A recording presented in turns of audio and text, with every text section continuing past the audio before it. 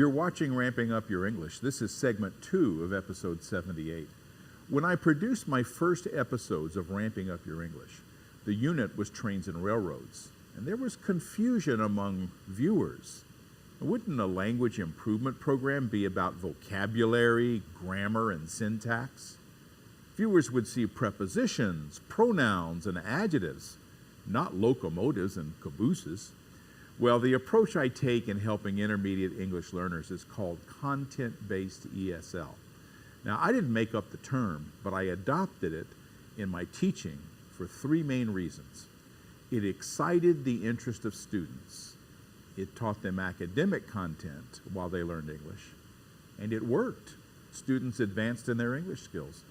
Now, in some schools where I first taught Content-based ESL, there were students who almost had to be dragged to ESL class. They hated being confronted by limitations they had in English. They had a very hard time working with pronouns and such. Well, when they engaged in content-based ESL, they eagerly attended. Sometimes my challenge was to convince them not to run to class. Learning about things like trains and animals kept their attention on interesting content, all the while learning English skills in their listening, reading, writing, and speaking. We used content the kids were curious about. Now, 2 examples come to mind how they retained the content as well as the English skills. We had just finished a social studies unit on human migration. Their regular education teacher asked her class about the huge migration wave of the United States in the 1840s. No one raised their hand to answer until the ESL students answered, well, that was the immigration from Ireland. Well, at that same school, some amazed teachers told me that ESL students were scoring higher on the state science exam than most of the general school population. That was a side benefit to all this science units that I taught. Now, all this was very inspiring to me, but the most important thing was that their proficiency in English was increasing. So when I decided to produce a television program that would help intermediate level English learners, I knew right away that I would take a content-based approach.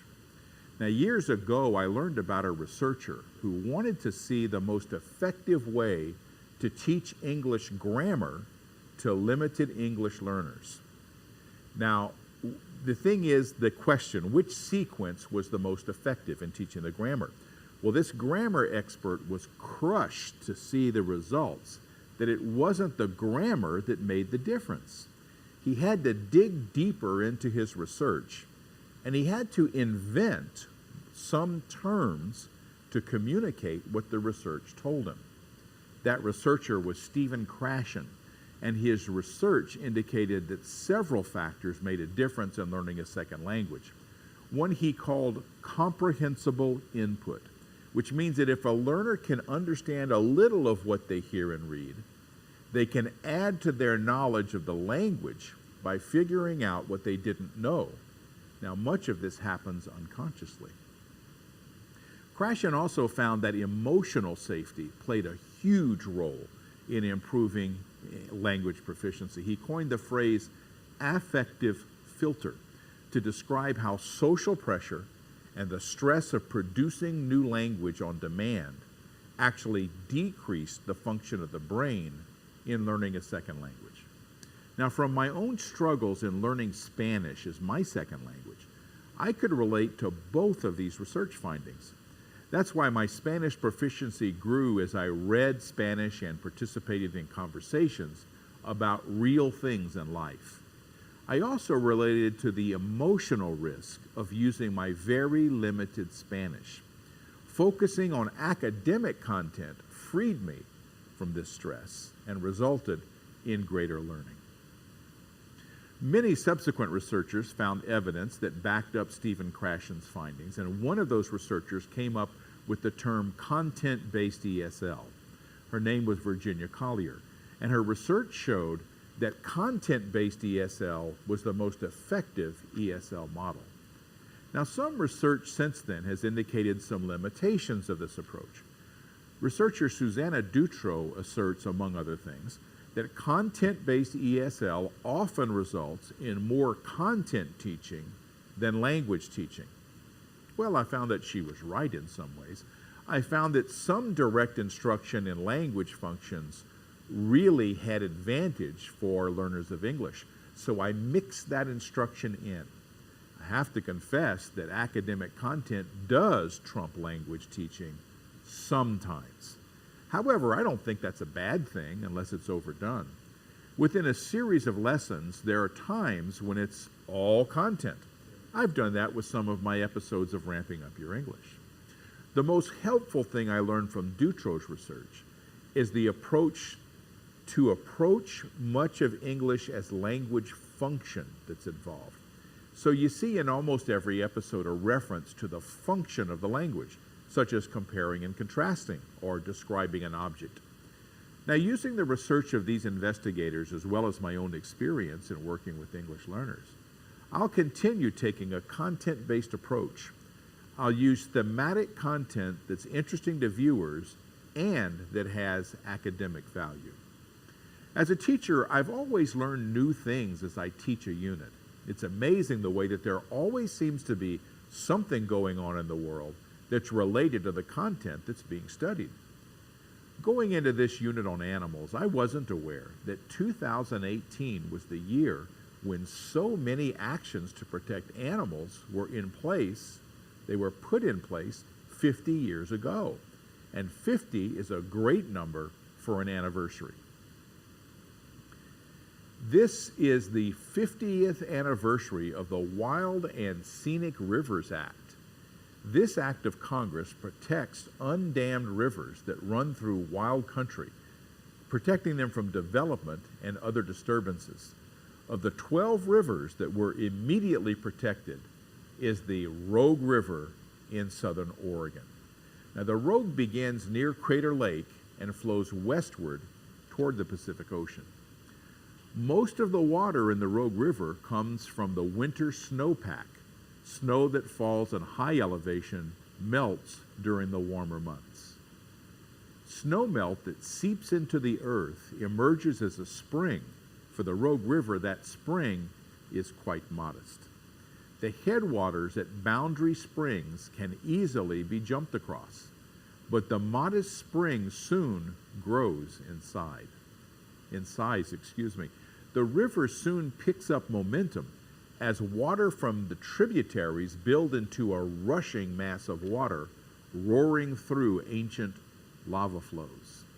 In some areas, that bed of lava squeezes the river, forcing all that water into narrow canyons. In places, the stream slows down enough to mirror the colors of fall. I've seen beavers on this stretch and heard the slap of their tails. The broad urban and agricultural areas see a calm and even a bit lazy stretch. There's trouble for salmon here as Bear Creek's warmer water flows into the main stem. At one time, a dam on the Rogue River created backwater that was home to various wetland animals, including muskrats. Table Rock looms over the river here. The Rogue River goes back to its turbulent ways as it leaves Grants Pass and enters its lower section. This is a rafter's paradise, floating across exciting riffles beyond and between steep canyon walls. At Grave Creek, the full protection is enjoyed in the Wild and Scenic section. So many people want to raft here. In fact, so many, the Forest Service requires a permit during the summer season, and they have to conduct a raffle because there's more people that want to experience the river than there is river to experience, at least if the quality of the experience is to be maintained and the river truly protected. Imagine all the wildlife that's nurtured by this protected stream, from legendary Chinook and coho salmon runs to the bald eagles and black bears that thrive in this corridor. This protection has everything to do with animals. Now, some of the rapids on the Rogue are legendary, especially the pass through Mule Creek Canyon.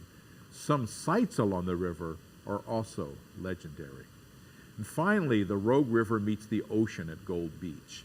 This part is beyond the Wild and Scenic section. It meets the Oregon coast, host to numerous animals that benefit from Oregon's protected rivers.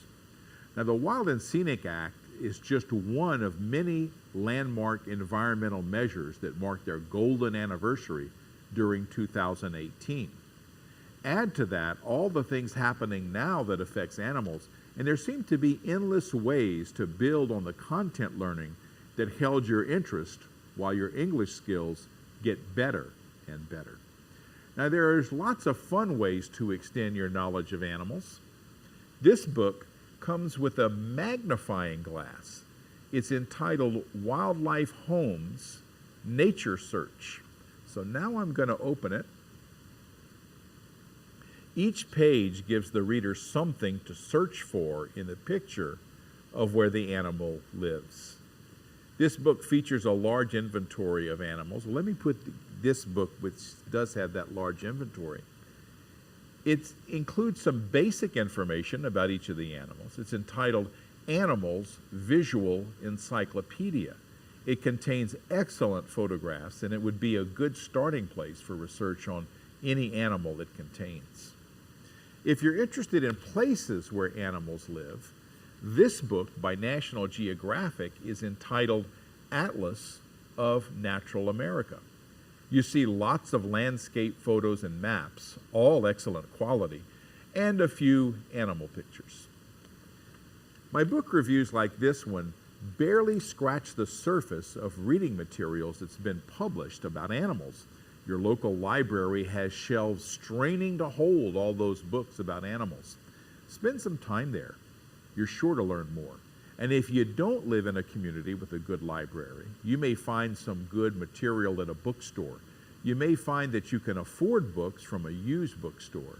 If this unit on animals has you eager to find more on animals, check your newspaper or the internet to see if there are groups in your area that offer experiences with animals, wild or domestic. Books are great, but there's nothing like having your own animal encounters, whether volunteering at an animal shelter or going on a hike in the mountains. A note for teachers: there are many ways to have closure on a unit of study. One way is to have students share reports on the animals they researched with a small group of classmates. Now, if your project was to produce a video, having a cast party while watching the video is a great way to wrap up a unit. Now, presenting that video to other students is an even better way. Confidence and self-esteem soar when kids get to see other kids admiring their work. Now, you can also submit that video you made with your class to public access TV, to the station like this one. Just be real sure you have permission from all who are in the video and from parents if the students are under 16 years of age. A possible subject for study that has great impact today is the monarch butterfly. Let's see a short video about these beautiful insects.